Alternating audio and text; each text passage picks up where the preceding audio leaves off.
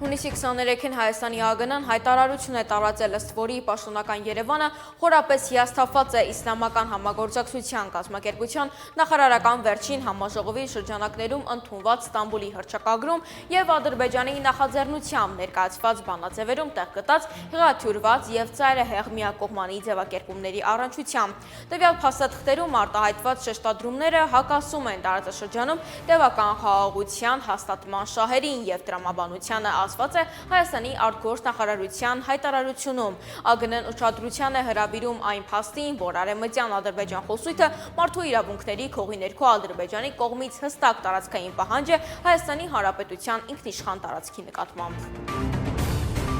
Խաչատուր Սուքիասյանը որևէ կապ չունի եւ չի ունեցել ադամանդների բիզնեսով զբաղվող այդ կազմակերպության հետ։ Հունիսի 23-ին այս կերպ է մեկնաբանել իշխանական падգամավոր Սուքիասյանի խոսնակ Աննա Մկրտչյանը Ռուսաստանի անվտանգության դաշնային ծառայության հաղորդագրությունը, ըստ որի բացահայտվել է ադամանդների մաքսանենգության դեպք, որը կազմակերպել են Հայաստանի քաղաքացիներ Պաղիկյան եղբայրները։ Ըստ ԱԴՑ-ի ռուսական Ալրոսա ընկերությունից գողացված ադամանդները տեղափոխվել են Հայաստան։ Գողացված ադամանդները ուղարկվել են Հայաստանի Հանրապետության ADM Diamonds ՍՊ, որի շահառուն հայազգի գործարար եւ падգամավոր Սուքիասյան Խաչատուրն է, պնդում է ռուսաստանյան գերատեսչությունը։ Հունիսի 23-ին ձերբակալվել են Վանաձորի նախկին քաղաքապետ Սամվել Դարփինյանը, նրա եղբայրը եւ եւս 2 հոգի։ Քննչական կոմիտեից տեղեկացում են, որ նրանք մեղադրվում են քրեական օրենսգրքի 296-րդ հոդվածի 3-րդ մասի 2-րդ եւ 3-րդ կետերով իշխանական կամ ծառայողական լիազորությունները կամ դրանցով պայմանավորված ազդեցությունը օգտագործելով առանձնապես խոշոր չափերով փողերի լվացման հարցով։ Քննչականից հայտնում են, որ այս գործով եւս մեկ անձի ձերբակալման որոշում կա, թե ինչ քրեական գործի մասին է խոսքը փողերի լվացման, ինչ դեպք է եղել, իրավապահ մարմինը չի մանրամասնում։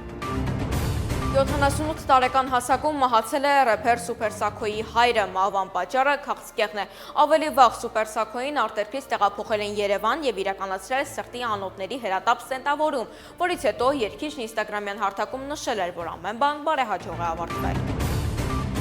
Համացանցում լայն տարածում է գտել հայուհու գիթառով կատարումը, որում նա նվագում եւ միաժամանակ երգում է Նեմրա երգչախմբի Նարէ ստեղծագործությունը։ Դիտորդների ուշադրությունը հատկապես գրավել է տեսանյութի նորածին երեխան, որի համար էլ երգում էր մայրը։